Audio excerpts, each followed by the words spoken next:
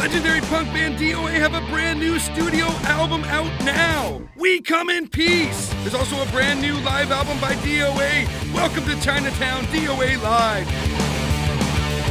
Get them at suddendeath.com. Krown Produce secures produce locally and from around the world for Canadian retailers. Krown Produce is also proud to secure sponsorship of university football on Shaw.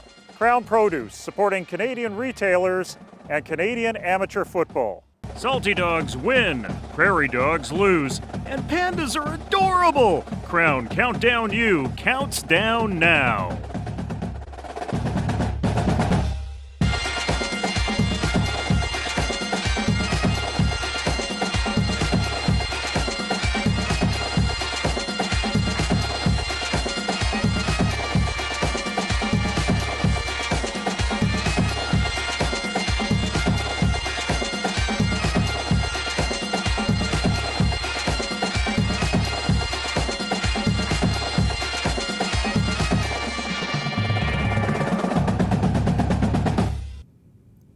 Hey everybody, welcome to Krown Countdown U. I'm Ryan Sullivan, that's Andrew Wadden. Shh!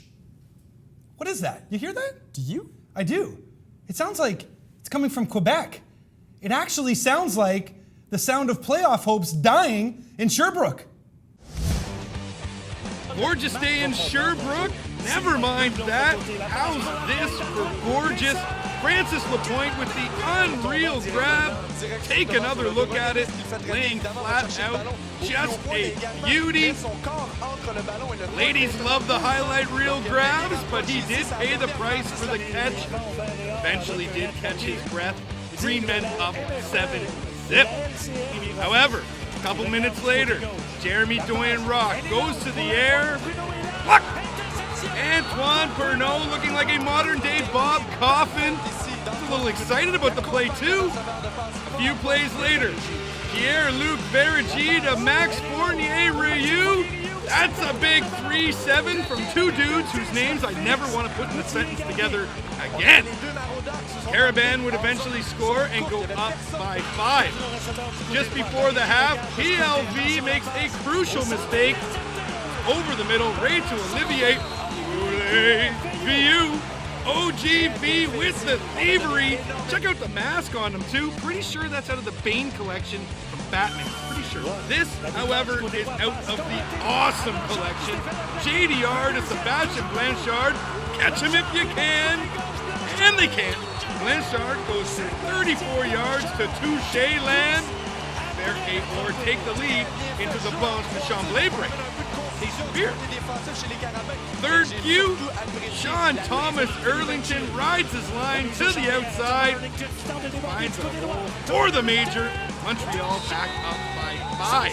JDR would march his boys down the field though, setting up this scamper from Isaac Lazon, or back out in front. This man, however, thinks he's in Atlanta. What is that? Tomahawk chop? Come on! PLV would also drive his men downfield and would call his own number. That put Montreal up by 5. Hang on to beat Sherbrooke by 6. PLV was solid when he needed to be, missing just 5 of his targets on the day, tossing for 226 yards while rushing for the game-winning major. Manuel Crissy Lazon filling the massive shoes of injured running back Rotran Sene, rushing for 185 yards on 20 carries. For Sherbrooke, JDR tossed 2 touchdowns, connecting on 15 of 25 passes for 191 yards and 1 INT. The 24 points the Verre scored is the most the Caravan's defense has surrendered in a game all season. Bishop's narrowly taken out McGill 30-29, your final score. The Rouge et Or laid a beatdown on Concordia, walloping the Stingers by 56. All right, let's take a look at that big board now in the queue. The Rouge et Or have the conference in the bag. The real battle comes down to second place between Bishops and Montreal. We are on the home stretch of the CIS season, so rivalries need to keep burning bright, heading for playoff time, and one kept rolling on the East Coast. Halifax, Nova Scotia, we go. Start things out with Melvin Abankwah on the punt return He decides to go to the inside. He finds the hole. He is gone. Don't adjust your monitor. We're not in fast forward. That's just the Bank of Melvin. He takes it 74 yards to the house, and the Husky fans rejoice at Husky Stadium. They are loving it. Fourth cue now, and Acadia is in trouble. The pass is complete, but the ball pops out. It's dog football deep in the Red Pants red zone. So Jack Creighton looks to the end zone. He finds Matthew Simic. Touchdown, St. Mary's. Acadia trying to find some momentum with the long ball, but this one is picked by Damon Blackman. Game, set, and match. Huskies win 17-10. Acadia QB Evan Brown threw 160 yards in the air, no majors, and 3 picks on the day. Next matchup for both these teams is in opposite unis and opposite barns. The rematch from Acadia is up next. X moved to a game over 500 with a convincing win over the Mounties. Let's take a look at the AUS standings. St. Mary's tied with St. FX at 3-2, and then everyone's under 500. Okay, let's head to Saskatoon now, where it was blackout night. And by blackout, I do not mean a night on the town by Jim Mullen. I mean the Huskies were wearing all black everything to play host to the Calgary Dinos. All black everything. Little Jay-Z for you there, Ryan? No? All right. Here's a look at the man with the best flow in the CIS, Mr. Vidal Sassoon, Mitch Stevens, facing off against that man, Dr. Goal Line, Mercer Timmis. Early in the first cue, Timmis' counterpart, Dexter Jenke, goes for a run in the park. That's a gain of 31 from the kid from the Chuck, and it leads to this. Drew Burko fires to Charlie Power. I got the power! That's 7 for the Prairie Dogs, and yes, I did just drop a snap reference, which I'm positive nobody under the age of 35 will even get. A few minutes later, Dinos pivot Andrew Buckley misses his target badly. Mark Ingram with the thievery. Saski look to add to its lead, but they can't. Denton Kolodinsky's boot gets blocked. The Huskies offense miss out on a glorious chance. Saski, however, would take a 5-point lead into the half, where the fireworks were going off for blackout night. Really do know how to throw a party in the Flatlands. Third cue, and Dr. Goal Line coughs up the biscuit. Timmis can't hold on to the leather. The Green Dogs recover. After going 2 and out, they go for a 3-banger, and it's blocked. The second field goal blocked by the Dinos on the day. Kolodinsky screams, "I said laces out! Laces out!" That miss proved costly. Dinos in the Saski red zone. Chris Dobko with the major. Instead of Saski going up by 9, they find themselves now down by 1. Flash to the 4th, and Timmis puts the dagger in the Dogs. Another shot into the second level and into the third, across the 55-50, and away he goes. Paging Dr. Goal Line. Mercer Timmis into the end zone. Touchdown, Calgary Dinos. Jim Mullen with the call. Dr. Goal Line goes 80 yards to pay dirt. Calgary silences the Saski crowd and lock up first place in the C-Dub. The good doctor with an outstanding game for the Dinos. Timmis racks up 172 yards on 17 carries, and of course the 1 touchdown. The Huskies offense sputtered all game long. Kolodinsky going just 1 for 4 in field goal attempts in the loss. Let's head to Regina, where the Rams got a scare from the G-Bears. Picked this one up early in the first cue. Ryan Schwartz to Ed Ilnicki. G-Bears scratched the scoreboard first, but the Rams would not be held down. Backup QB John Kiesman in for the injured Cayman Shutter goes to the air. Jarrett Janata comes down with the pigskin. J squared with a sweet grab and an even sweeter celebration. Rams back in it, down just 5. Shift to the 4th. G-Bears make a crucial mistake. Up by 2, Reed Knox gets called for a face mask. That puts Regina in the red zone. Kiesman on the 1 now, punches it in. That's the game winner. Kiesman shined in his first start for the Rams. The first-year pivot tossing 1 touchdown while rushing for another. UBC in Manitoba, last play of the game. Jordan Yance looks for Anthony Coulter, smacked from his claws by Riley Jones. He was jonesing for some smack. UBC wins 28-24. The man on the day for the British Columbians, David Scott, 170 yards receiving and 1 touchdown on 7 grabs. For Manitoba, Jordan Yancey, not a great day, 14 of 30, 194 yards, just the 1 touchdown. Calgary's wrapped up first place in the C-Dub, and they will own home field advantage throughout the postseason. They're black, they're white, they're endangered. I'm talking about pandas. They are fantastic little creatures. And actually, there's a game named after them, the Panda Game. It takes place in Ottawa, Ontario, and it's the first time it's been back this century. Carleton visiting Ottawa. You know who else is in Ottawa? Pedro the Panda. Well, the newly refurbished Pedro the Panda as well. GG Stadium at capacity for this one. Start things up on the opening drive. Aaron Colbon loses the handle on the pigskin, but Brendan Galander scoops it up. He turns nothing into something, and the GGs are into Carleton territory. Maxime Moreau then pulls one down and gets taken down at the Raven 1-yard line. Very next play, an easy punch in for Galanders, and Ottawa scratch at the scoreboard first at 7-blank. Second frame, Colbon steps back, and it is picked. Nathaniel Hamlin with the thievery. It would result in a 3-banger. There it is. Carleton is on the board. Right back the other way, though, come those GGs with a 3-ball of their own. Lewis Wright puts it way wide, though, right into the hands of Tune Adeleke. He decides to keep it out of the end zone. He finds the edge. He then enters the crowd and exits the crowd. One man to beat, and it's Aaron Colbon, and he drops him like a sack of dirt. Adeleke goes 129 yards all the way to the house. That's a major bench clearer, and the Carleton Ravens now only trail by 4. That's as close as they would come, however. The GGs bring home the first Panda game of the 21st century, 35-10, your final score. Brendan Galanders ran for over 100 yards in the first quarter alone. He finished the day with 164 on the ground with a touchdown. Let's head to Kingston, where it was a wild homecoming for the Gales. Just 4 minutes into the game, Ryan Gramberg gets on his horse, cuts into the middle, and he gone. That's a 54-yarder. Gales take the early lead. That lead, however, wouldn't last long. James Fracas over the middle, finds the Hoff. Greg Nyhoff with the major. G-Hawks have a 1-point lead.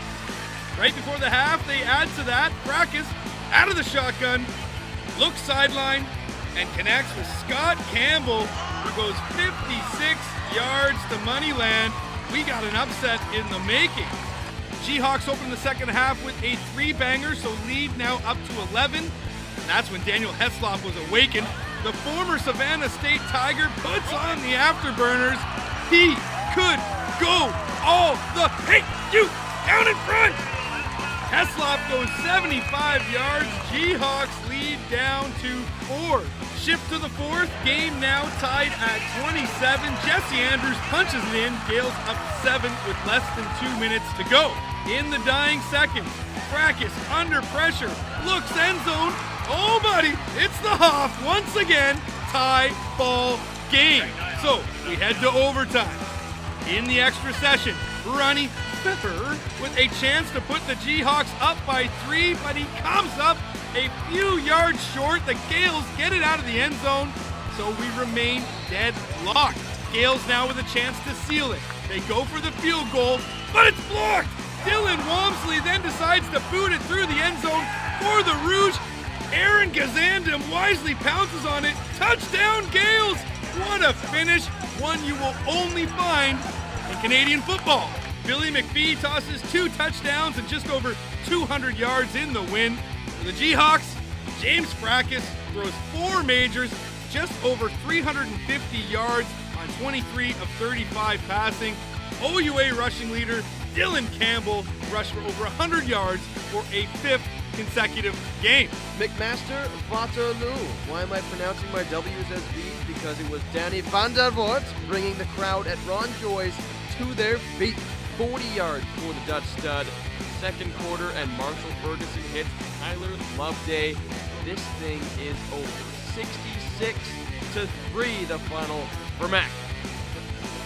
Marshall Ferguson had a statue-deserving kind of day, 23 of 31, 309 yards, 5 touchdowns. Wayne Moore ran the ball 9 times for 125 yards on the ground with a major.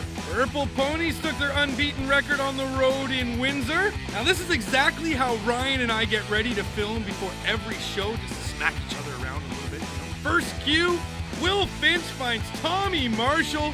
Yana Carew would cap off the drive with this major. Western put 24 points on the board in the first cue alone. They waltz into Windsor and spank the Lancers by 28. Finch with just another day at the office, tossing for 362 yards while connecting on 22 of 34 passes and 1 touchdown. York traveled to Guelph and goes home with a 33-7 loss. It was a battle of the backs. York back Errol Brooks, 109 yards, 1 touchdown on the day. For Guelph, it was Robbie Farquharson, 129 yards on the ground, 2 touchdowns. All right, let's take a look at the OUA standings. Western and Guelph still undefeated on the year. Of course, Western 7-0, Guelph 6-0, Queens 5-1, Ottawa and Windsor in the middle of the pack. They're 4-3. So Andrew, what do you get when you combine pandas, blackouts, playoff football, and no Jim Mullen? Sounds like a party at Jim Mullen's house, no? I was going to say tapioca. But coming up next is the Roundtable here on Krown Countdown U. Tapioca would make sense. It's delicious. I love it. Whether it's your first home, a refinance, or an investment property, Kiah Grant & Associates can find a mortgage solution for you. In association with Verico Paragon, the work she does for you is free. Find her on Facebook at Kiah Grant Mortgages. Now it's time for the 3-minute warning with Hall of Famer Brian Fryer from the University of Alberta, brought to you by Kiah Grant & Associates. Brian, how surprised were you when you got the phone call from the commissioner telling you about your induction into the Hall of Fame? Totally surprised. I mean, I didn't realize there was an amateur category that I got in at. And it was Mark Cohan, the commissioner, and he congratulated me, and I thought it was a hoax, of course. And until Mark Donnovan, the executive director of the Hall of Fame, Canadian Football Hall of Fame and Museum, phoned right after, did it sink in that, yes, you actually got inducted. Now, you're the executive director of Football Alberta. What do you think this does for amateur football in the country to have amateur players recognized for what they did during their university or junior career? Well, I think it's about time. The Hall of Fame, I know, has got builders in. Obviously, way back, it was the Canadian football people and all the players from Canadian Football League. So now with amateur people, I'm the third one. Chris Flynn was the first one, and Eric Lapointe last year, and 2 great players. And so it's a really neat thing that we're finally getting recognized for what we did, in my case, years ago, into the Hall of Fame. Yeah, I know we were looking for video of you back in your University of Alberta days, and we could only go back to stills. It was hard finding the stuff from back in that era. For people that don't know that era very well, take us back to what CIS football was like in the 1970s. It's certainly a different picture of what it is now.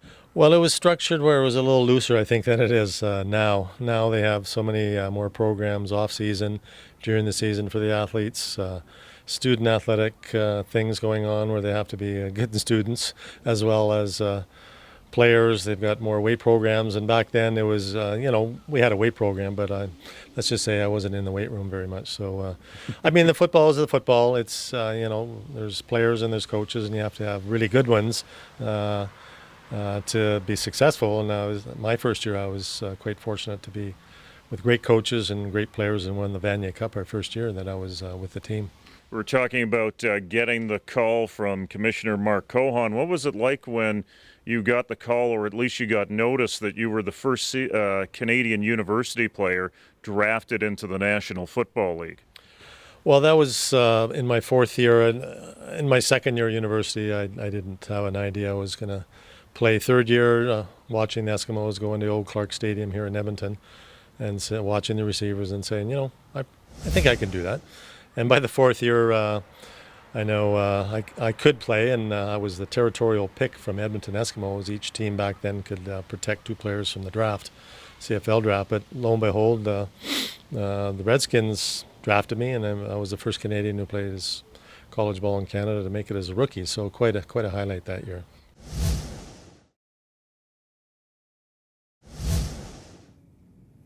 Hey everybody, welcome to Krown Countdown U's Roundtable. We are missing one of our own. Unfortunately, Jim Mullen is not in the house today. He's at the Canadian Football Hall of Fame Congress voting. That's right. We have our own Congress here, though. We have Andrew Wadden, of course. Welcome back to the table. Billy Greene, former UBC quarterback and Canada West legend. You're welcome. And from Sportsnet U in Toronto, Donnovan Bennett. Welcome to the show, my friend. Thanks for having me. Thanks for joining us. We will start things out with opening kickoff. What's making headlines around the CIS? Your biggest story, and we're going to start things out with Billy Greene. This weekend, Mercer Timmis, University of Calgary running back, tied the Canada West record for rushing touchdowns in a season with 14. He's eyeing the CIS record of 21. He's got the skills. He's on a good team. Plays Regina this week, who doesn't have the most fearful defense in the world. So he should be able to get a couple more this week, and hopefully in a couple weeks break the record. To be polite, fearful defense. I'm pretty sure that you have a man crush on Mercer Timmis. It's a small one. Maybe. Might be. Dr. We'll Goalline. see. Dr. Goalline. I like him. That's right. Andrew? I'm going to have to stick with running backs myself, looking at two of them. One's from Laurier. His name's Dylan Campbell. The other one's from York. His name's Errol Brooks. The two of them combined are having fantastic seasons on very lousy teams themselves. Dylan Campbell is first in the OUA in rushing, second in the CIS. Errol Brooks, is second in the OUA and sixth in the CIS. Again, two teams that have a combined 3-10 records, but their running backs are getting it done, and they're two guys that you got to watch out for in the future because they're having fantastic seasons right now. All right, let's head out east. Donnovan, what are you thinking?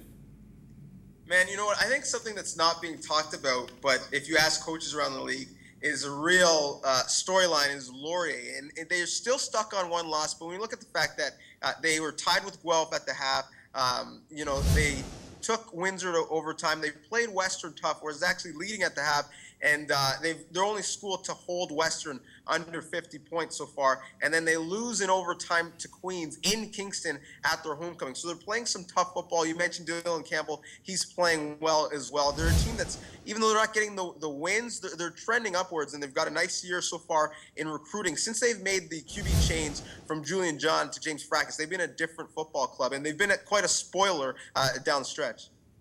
All right, let's move things over to objectionable conduct. This is where we come up with something that's kind of grinding our gears, sort of, over the past week and weekender, if you will. Now I can start things out with the Ottawa GGs, the Panda game. It was fantastic. Don't get me wrong. I'm happy it's back. It's revived.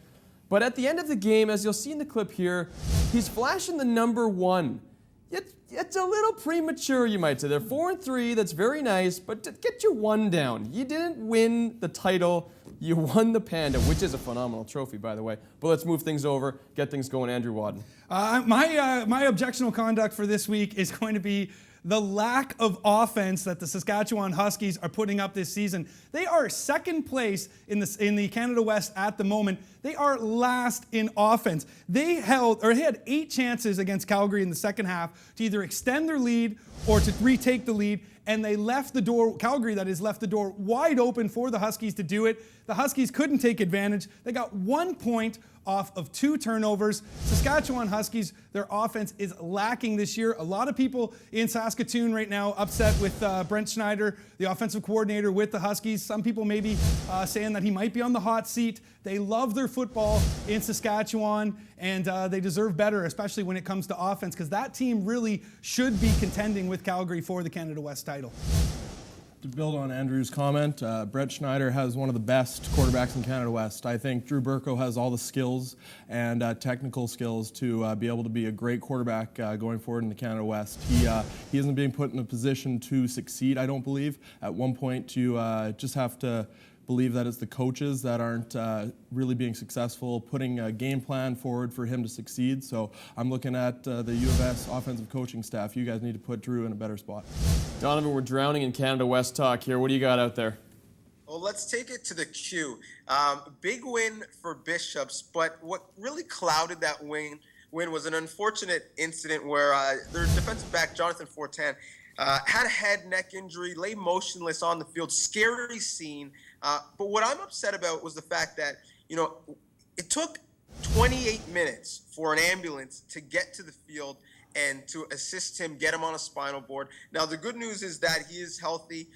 He's moving and he's talking, and his family has reassured everyone that he's doing well. But, I mean, it's 2013. We know how serious head and neck injuries can be in the game of football. At the CIS level, the fact that in a pro stadium there was no ambulance on site is unacceptable, specifically with Bishops when you look at the fact that Kevin Kwasny is suing the school because his head injury wasn't properly diagnosed, and it's left him with some issues physically on one side of his body. So that was really not only scary, but disappointing. Yeah, that's well said, man. We're going to move things to games of the week now. My game of the week, I probably shouldn't go first because this is going to be probably a dud of a game, but nonetheless, Carleton and Guelph. This is going to be incredible. Just a slobber knocker of a game. Now, it'll be over in the first 10 minutes, but I'm excited to see Carleton's unis. Let's go to Billy Greene. This weekend, St. Mary's takes on Acadia after St. Mary's has taken care of Acadia two times previously this year. They're going to look to take a stranglehold in the AUS. Acadia's going to play revenge here. They're going back to their house after losing 2 times to St. Mary's in their house, and I think it could be a great game. Donnovan Bennett. You know what? I'm going to go with Toronto-York. I saw what the Ottawa Panda game rivalry was like, and I think that this Toronto-York rivalry will be a good one. The Argo Cup, the red and blue game, whatever you want to call it. And for me, these are two teams who came into the year saying that we expect to make the playoffs this year. Now, that is not going to happen this year in the OUA, but if they're going to continue to improve and not take steps back, you have to recruit Toronto. You have to be able to recruit your home territory. So if you lose to the other Toronto school after having a disappointing year, it's going to be a tough offseason. Both administrations have put more money into the programs and given their coaches some resources. So you got to win the game in your backyard if you want to pay it forward. Take us home, Andrew Wadden. I'm looking at Mac and Laurier next week. We haven't really given the G-Hawks a lot of love on this show this week, but they can play spoiler, and I know that they're going to come out and try to play spoiler this week against McMaster. Mac needs the win. Currently 3-3, got to get themselves up to 4-3. Windsor has a bye next week, so they've got to get themselves back up into that level with Windsor if they want to make the playoffs. A lot of people still giving me grief because I did my top 10 this week, and I still don't have Mac in the top 10. I think they are a top 10 team, but at 3-3, I can't put them in there. Next week, they win, they go to 4-3. They might get in my top 10. They might. Donnovan, you have a good take on this. You watch Mac quite a bit. Should Mac be in the top 10? Should they be considered a decent-looking squad out there? Well, I think the interesting thing with that matchup is you're going to have Gary Jeffries, who's doing special teams for Mac, going back to Laurier. So how both teams manage those emotions will be very interesting. For me, I think Mac is a top 10 team. I know the record isn't beautiful, but you look at the teams that they've lost to, all in the top 10. You look at the injuries they had in that span and the fact that they had all of those games early in the season. They bounced back nicely. And for me, I do the top 10 as on a neutral field right now, who would win? And I can't fathom that there's 10 schools out there that are going to be able to beat the defending, Yates Cup champs and the Vanier Cup champs from 2 years ago on a neutral field right now. Thank you very much, Donnovan. Appreciate your time, and hopefully we'll get you on once again pretty soon. My pleasure. I love your guys' show. Keep it up. We love you too. And we love what you do as well. For Andrew Wadden, for Billy Greene, I'm Ryan Sullivan. Thanks for joining us here on Krown Countdown U. Now here is the CIS Top 10. At number 10, Windsor. They're whacked, but they're here. 9, McMaster should rise with closeout cream puffs. 8, Bishops. Jordan Heather for Hec. 7, Saskatchewan. Championship D, but little else versus the Dinos. 6, Montreal, who put Sherby out of their misery. 5, Queens, doing it Canadian style. 4, Guelph makes undefeated look easy. 3, Calgary, Dr. Goal Line, chop chop. 2, Laval, they win Vanier's, not poles. And number 1, Western, great galloping blowouts. Thanks for watching Krown Countdown U as Countdown has Countdown.